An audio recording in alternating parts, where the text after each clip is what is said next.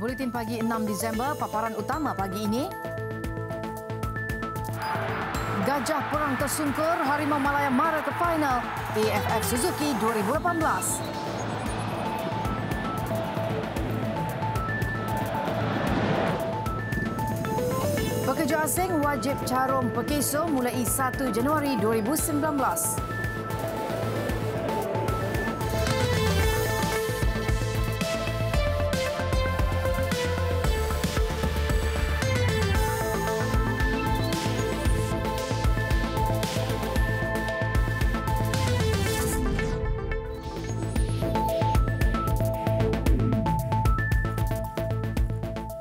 Assalamualaikum dan salam sejahtera. Malaysia layak ke peringkat akhir kejuaraan AFF Suzuki 2018 selepas menyingkirkan Thailand dalam perlawanan separuh akhir kedua yang berkesudahan seri 2 sama malam tadi. Ia memadai buat Harimau Malaya yang melakar sejarah tersendiri menewaskan skot Gajah Perang berdasarkan peraturan jaringan di tempat lawan selepas kedua-duanya terikat 0-0 di Kuala Lumpur Sabtu lalu. Perlawanan separuh akhir kedua menyaksikan Thailand berbekal sorakan padu penyokongnya melayan kunjungan skuad negara. Serangan tuan rumah pada minit ke-21 berjaya mengkucak-kacirkan pertahanan negara sehingga menyebabkan pula berduka gagal mempertahankan kejuaraan selepas tersekat di separuh akhir. Lawan Harimau Malaya ditentukan malam ini apabila Vietnam berbekal kemenangan 2-1 menanti kunjungan Filipina di Hanoi.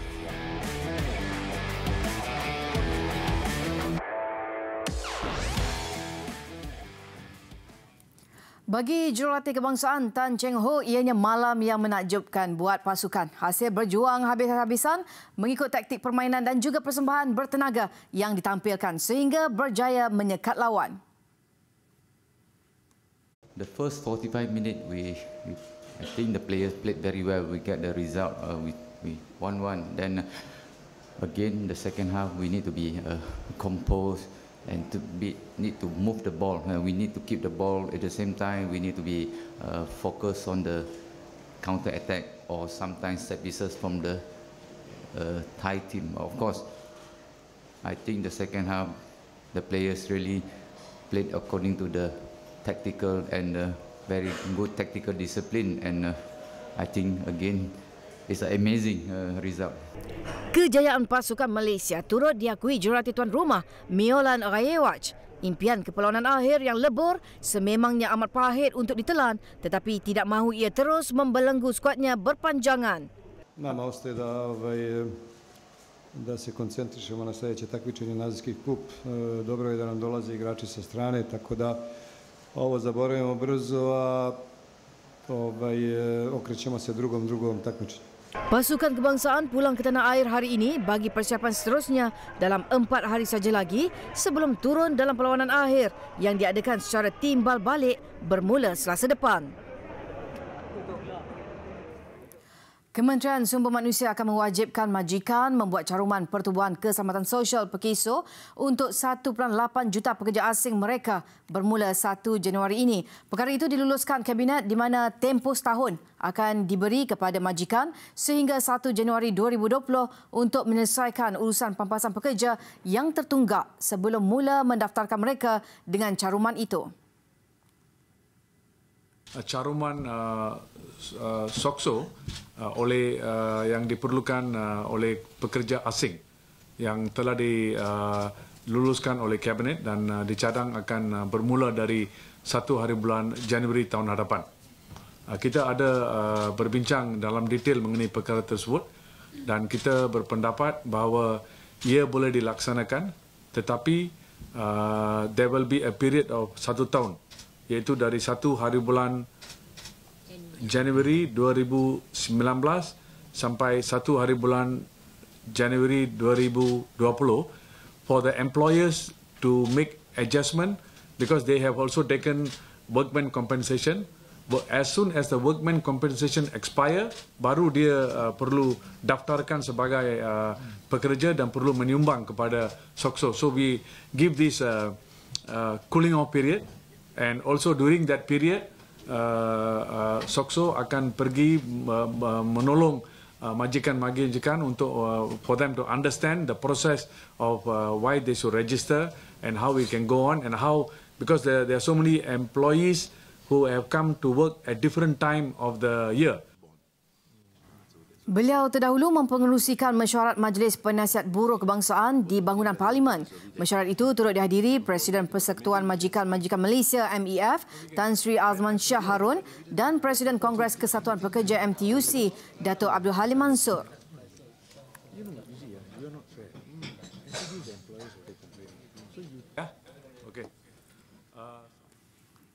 Emir Qatar Sheikh Tamim Hamad Al Thani tiba di Kompleks Bunga Raya, lapangan terbang antarabangsa Kuala Lumpur KLIA di Sepang, Selangor malam tadi. Ketibaannya disambut Menteri Luar Datuk Saifuddin Abdullah serta diiring bersama beberapa pegawai kanan kerajaan. Sheikh Tamim dijadual bertemu Perdana Menteri Tun Dr. Mahathir Mohamad bagi lawatan kerja ke Malaysia. Lawatan merupakan pertemuan rasmi yang pertama antara Sheikh Tamim dan Tun Dr. Mahathir sejak peralihan kerajaan pada 9 Mei lalu. Sepanjang lawatan, Sheikh Tamim akan menghadiri mesyuarat delegasi di Pejabat Perdana Menteri Putrajaya. Selain sesi makan tengah hari bersama Perdana Menteri, Sheikh Tamim juga akan hadir pada majlis penyampaian anugerah kecemerlangan antarabangsa anti rasuah. Pertemuan memberikan peluang terbaik untuk kedua-dua pemimpin membincangkan hubungan dua hala serta bertukar pandangan mengenai pelbagai isu antarabangsa demi kepentingan bersama. Sheikh Tamim yang menaiki tahta pada 2013 sebagai Emir Qatar ke-8 telah melakukan lawatan sulung ke Malaysia Oktober tahun lalu.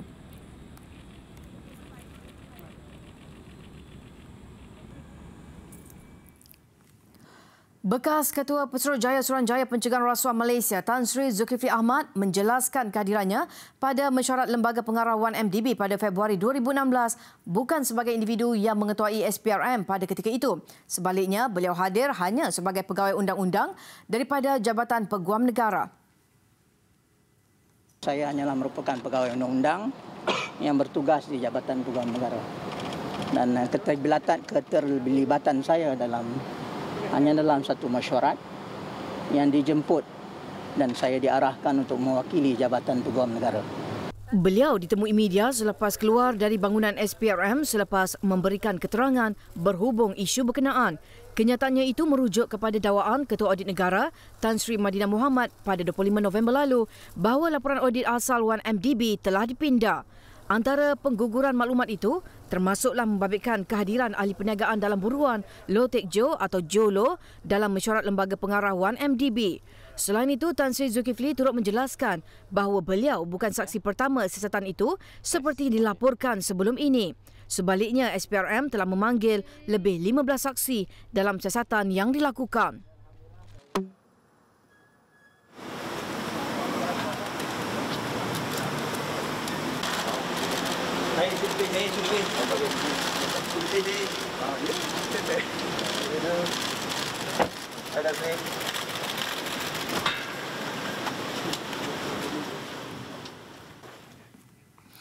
Jabatan Kemajuan Islam Malaysia akan memanggil beberapa penceramah bergelar Ustaz Selebriti ekoran wujud dakwaan mereka mengeluarkan ajaran atau fahaman mengelirukan masyarakat Islam.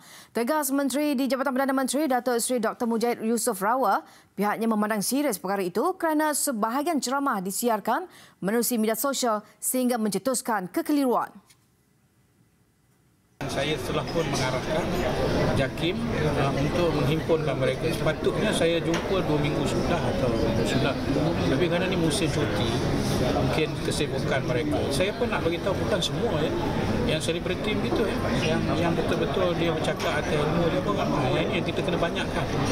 Dan akhirnya masyarakat kena buat penilaian. Kalau ustaz-ustaz yang dakwa dia selebriti dengan cara dan gaya dia begitu, saya rasa akhirnya yang lebih baik ialah masyarakat yang menilai. Beliau terdahulu menyampaikan ucap tama pada Forum Zakat Antarabangsa di Bandar Hilir Melaka. Dalam pada itu, Majlis Agama Islam Negeri perlu memantau dan mengambil tindakan jika didapati berlaku pemesongan dalam ceramah agama yang disampaikan.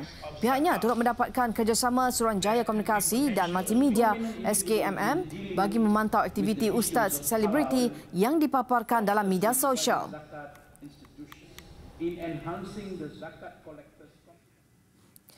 Semua pihak terutamanya parti politik pembangkang dinasihatkan untuk tidak mengambil apa juga tindakan yang boleh memberi kesan kepada hasrat Malaysia muncul sebagai harimau ekonomi ASEAN. Apa yang membimbangkan terdapat segelintir pemimpin yang cuba merosakkan keyakinan masyarakat antarabangsa terhadap kerajaan yang diterajui Pakatan Harapan yang telah diberi mandat oleh rakyat. Elemen-elemen yang ingin mengacau apa yang baik sedang berlaku di Malaysia ini dapat hentikan apa saja permainan mereka. They are worried that Malaysia is going to do well. Some of our opposition are worried that Malaysia is going to do well because Malaysia had always been able to do well because it had infrastructure. But pemimpin-pemimpin yang dahulu were more concerned about other things and not about our nation. I think they were more concerned about their private things. Some wanted to make money. Beliau bagaimanapun tidak menjelaskan secara terperinci siapa yang dimaksudkan cuba mensabotaj ekonomi negara berkenaan.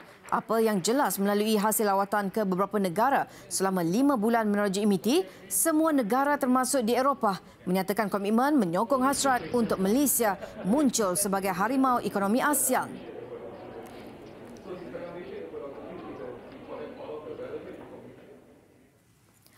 Usaha memperjuangkan dondang sayang selama kira-kira 50 tahun berbaloi menerusi pengiktirafan UNESCO terhadap irama Melayu berkenaan. Bagi penggiat seni warisan bangsa itu, Datuk Muhammad Baharim Muhammad Sharif, pengiktirafan itu membuktikan apa yang diperjuangkan selama ini tidak sia-sia. Kata orang ni tak disangka-sangka. Walaupun tak disangka-sangka, kita baca balik latar belakang kita, apa yang kita buat lah. Apa yang kita buat tu, kira-kira saya berjaya lah. Walaupun menjela anak dalam dondang sayang, walau apa, mengajar sana, mengajar sini saya mengajar di Institut Seni Malaysia, saya mengajar. Nangga mengajar lagi, masih saya bekerja lagi. Aktif dalam seni budaya itu sejak usia remaja, Datuk Muhammad Baharim yang sudah menjangkau umur 74 tahun itu masih berharap agar generasi muda dapat mengambil peranan menjaga seni warisan itu supaya tidak ditelan zaman. Yang pasti, pengiktirafan UNESCO itu sedikit sebanyak membuka mata banyak pihak terhadap dondang sayang yang selama ini dipandang sepi. Menteri Pelancongan Datuk Muhammadin Ketapi sebelum ini memaklumkan pengiktirafan bertaraf dunia ke atas dondang sayang itu adalah bagi kategori warisan kebudayaan tidak ketara. Kemasukan dondang sayang dalam senarai UNESCO diputuskan di Mauritius diumumkan pada 29 November lalu. Kali terakhir Malaysia mendapat pengiktirafan seumpama itu adalah pada 2005, iaitu kesenian Mak Yong. Perdana Menteri Tun Dr. Mahathir Mohamad dan isteri Tun Dr. Siti Hasmah Muhammad Ali menghadiri Majlis Santapan Amal 2018 Yayasan Sultanah Bahia di Hotel One World, Bandar Utama Selangor malam tadi. Turut berangkat yang di-Pertuan Besar Negeri Sembilan, Tuanku Muhriz Tuanku Munawir dan Tunku Ampuan Besar Negeri Sembilan, Tuanku Aisyah Rohani Tengku Besar Mahmud, Menteri Besar Kedah Datuk Seri Mukriz Tun Dr. Mahathir dan isteri. Terdahulu dalam ucapannya, pengerusi Yayasan Sultanah Bahia, Tunku Puteri Intan Syafinas Sultan Abdul Halim Muazzam Shah berkata, yayasan berkenaan merupakan inisiatif bondanya almarhumah Tuanku Sultanah Bahia, Tuanku Abdul Rahman. Majlis antara lain bertujuan untuk mengutip sumbangan bagi menjayakan pelbagai aktiviti kebajikan di Kedah. Antaranya program pendidikan tuition percuma Titian Bestari dan projek jangka masa panjang Titian Ehsan yang mensasarkan golongan remaja dan belia. Sejumlah 1.4 juta ringgit berjaya dikumpulkan dalam majlis berkenaan hasil sumbangan individu dan syarikat korporat kepada yayasan berkenaan.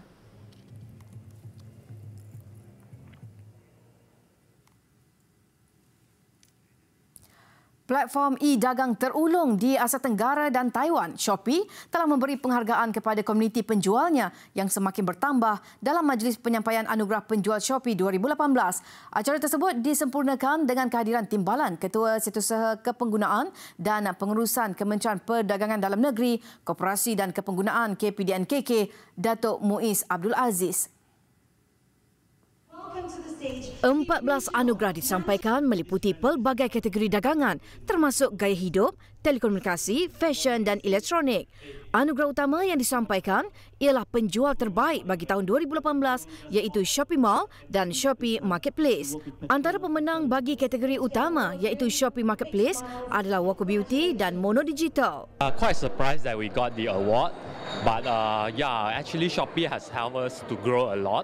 And Shopee has been a very good apps, very easy to sell and very easy to use. So I think it's definitely a good apps for Shopee. Actually for Shopee, we spend a lot of time.